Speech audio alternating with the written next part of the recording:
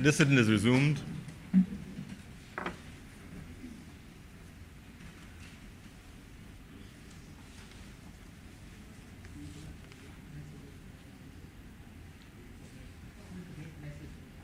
We've received, let's recommit. Mr. President, we commit messages from Her Excellency the Governor General. I've just received a message from Her Excellency the Governor General, and it reads as follows. Her Excellency the Governor General to the Honourable the Senate. Her Excellency the Governor General hereby informs the Honourable the Senate of the following. Section 28A(1) of the Emergency Management Act, Cap 160A, states that where the Governor General is satisfied that an emergency has arisen as a result of a person or an animal having a communicable disease or a notifiable disease, the Governor General may by proclamation, on the advice of the Prime Minister, after the Prime Minister has consulted or has been advised by the Chief Medical Officer, declare that a public health emergency exists.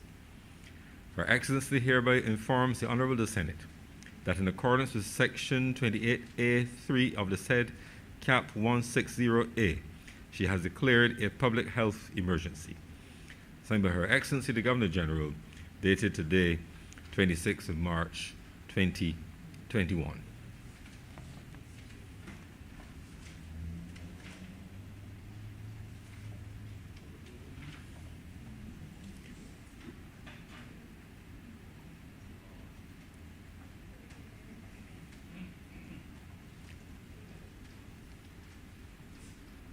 And let's recommit reports as well. Mr. President, we commit reports from select committees. Honourable members, I already gave the report of the selection committee, and we need to formally adopt that report. Those honourable senators in favour of the adoption of that report, please say aye. Those against it, please say no. We think the ayes have it. The report of the selection committee is hereby adopted. Public business resumed. Public business. Order number 3.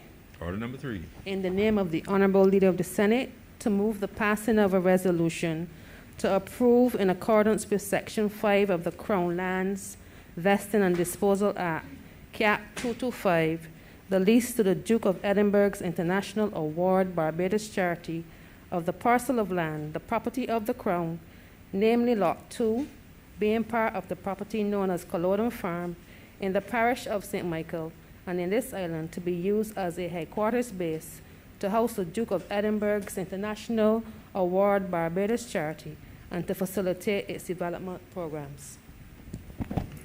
Senator Walcott. Thank you, Mr. President. And this one I will be brief. The Duke of Edinburgh's International Award Barbados Charity for several years had expressed an interest in leasing this property, and the property is to be used as a headquarters base to house the charity and to facilitate its development program in Barbados. The charity proposes to undertake, apart from the lease, the full restoration of the property at an estimated cost of $4 million Barbados. In addition, the Duke of Edinburgh's International Award Barbados Charity would also be seeking to introduce new skills for participants to undertake in pursuit of their awards. And it is planned that this will include a number of areas: hydroponics, small animal husbandry, fish farming, and green technology. And sections of the grounds and buildings would also be used to facilitate community activities aimed at broadening their programs and participation in the community. This property there is listed as a heritage property, and it is currently in a very poor condition. The Duke of Edinburgh's International Award Barbados Charity intends to undertake the full restoration of the property, and in particular the main house to its original state, and refurbish the same with suitable period furnishings typical of that which would have obtained while the property was used as the Prime Minister's official residence. It is expected that on completion of the restoration, the main house and grounds will be again open for heritage tours, and a classic fine dining boutique restaurant is also envisaged as part of the program, gravitates toward a more self-sustaining platform. I believe in this regard, the normal processes have been followed, and in conjunction with Barbados Revenue Authority, they looked at the market value of the property. It was $3.6 million, but the structure on the site were only valued at $1.14 due to obsolescence. They then looked at the open market rental values of the property and said that it could be about $264,000 per annum. But in light of the factors outlined above, the Ministry of Housing and Lands considered that the Duke and Edinburgh International should be required to pay a nominal rent of $1,200 per annum in view of the planned restoration, in view of the national significance and historic importance of this property. Clearly, the Ministry had no objections, and it has been agreed that the lease would be for a period of 25 years with an option to renew for a further 25 years. The lease should have a 5-year notice break clause exercisable after the second rent review. And essentially, this is the matter before the Senate. I beg that this resolution do not pass. Thank you, Senator Walker. Senator Franklin. Sir, thank you very much. I know it's late, and you know I'm usually brief. And this is one of the times, sir, when I don't like the rule that says that if a minister or a parliamentary secretary propose something, that it doesn't have to be seconded, because I would be the person to second this resolution. Sir, I am not one of those people who have become so racist or reverse racist, not because this is black people doing the other thing, that I would be opposed to the lease of this thing to the Duke of Edinburgh Award Scheme. I know the work of the Duke of Edinburgh Award Scheme from a boy. Mind you, I didn't take part in it because in those days, sir, I had a lot of other extracurricular activities, and I was also very attractive to the young ladies, so something had to give. So I didn't bother with the Duke of Edinburgh Award thing, but I have very many friends who participated in that program, and it's a good character building measure for young people. You know, we've had a lot of people in this country complaining that, oh, this was the home of the former prime minister and it should not be this and that, and a lot of rubbish. You know, I was ashamed of them. One of them even told me that they want me to oppose it when it comes here. That's the only reason I got it, because I wanted them to know that this government has done a lot of crap, but this is not one of them. You know, I think it's a good measure. Look, the resolution says, I got it outlined here, and where is Duke of Edinburgh Award? I have it marked up because, where is it now? Where there's provision that it would be reinstated. Yes, here it is. So it's former glory. One of in the second schedule, Item 1, it said the Duke of Edinburgh Award, International Award, Barbados Charity shall be responsible for the full restoration of the main house to its original architectural form within the first 5 years of the initial lease period. You know what it means? That everybody will be proud to see the house restored. Because right now, I didn't hear anybody complaining that powers were living in it, you know, or that powers were getting access to this house and had a big bunch of rats and all kinds of down there. But all of a sudden, it's going to be restored to its former glory, but because it is being done now and being leased to a developmental body and an international developmental body, you hear a lot of people in Barbados with this self-righteous nonsense talking about, oh, this is Al Barra's thing. I think Al Barra would have been proud. I didn't know him very well. I spoke to him a couple of times.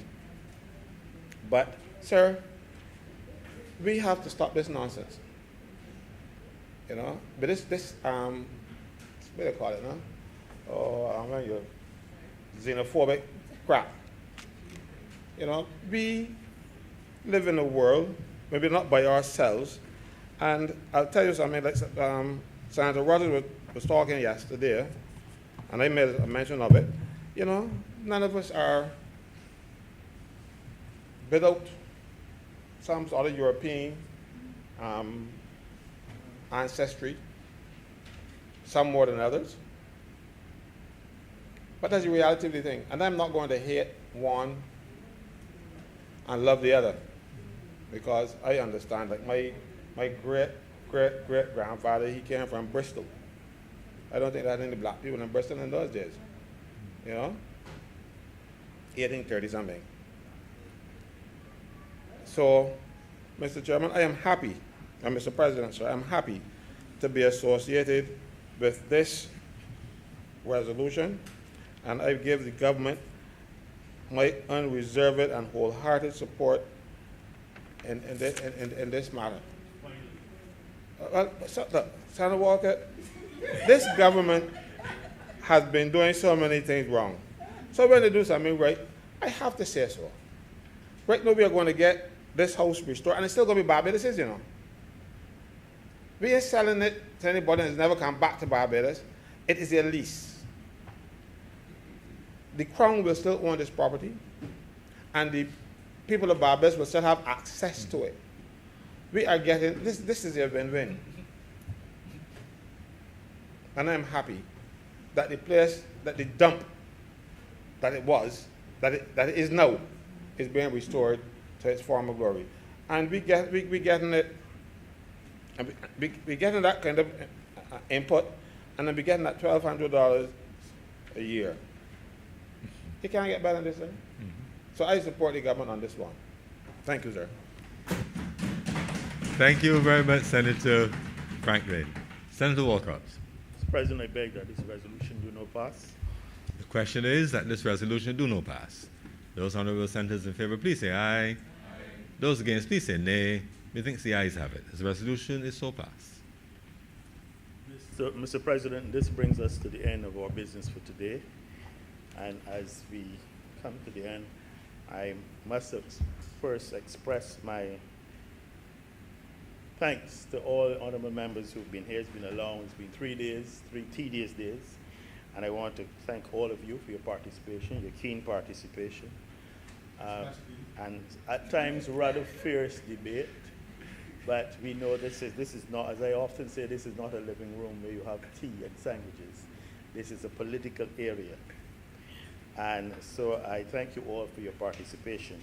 Mr. President, I want to thank and commend the Clerk of Parliament and the Deputy Clerks for their assiduous work, and of course the Marshal and his Deputy, the members of staff of Parliament, indeed the members of the police force and the security, and of course, importantly, the catering staff for being here. I believe they've been here the entire week, even though they've been here 3 days with us. And again, to thank them and express appreciation for their work and their dedication to duty. And as we go into Holy Week next week, that it would be a time of reflection. Remember the importance of the Holy Week and what it means to those of us who are Christian.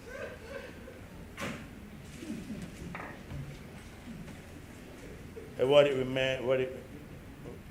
to us, those of us who are Christian, that we will be mindful and reflective in that period, recognizing where the Father has brought us from, how we've been able to manage with COVID, and indeed hoping for a better tomorrow and looking forward to it, and knowing that we, as a group together, will get through this. And thank you, Mr. President. Thank you. Mr. President, I now beg that this sitting be suspended, be adjourned, sine die. I wonder.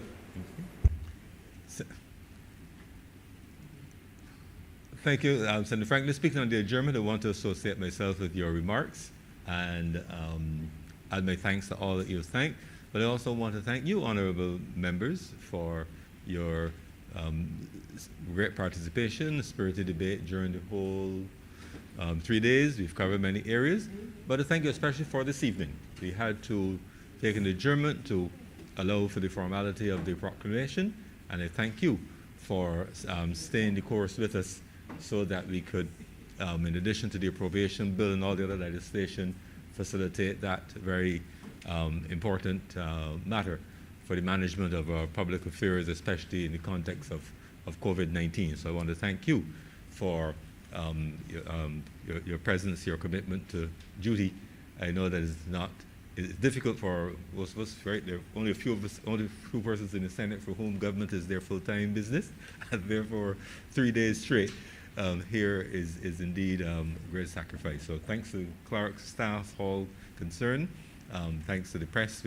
They're no longer physically present. We have all the electronic means of coverage. But we thank them for their interest on behalf of the people, and to the wider public who follow us.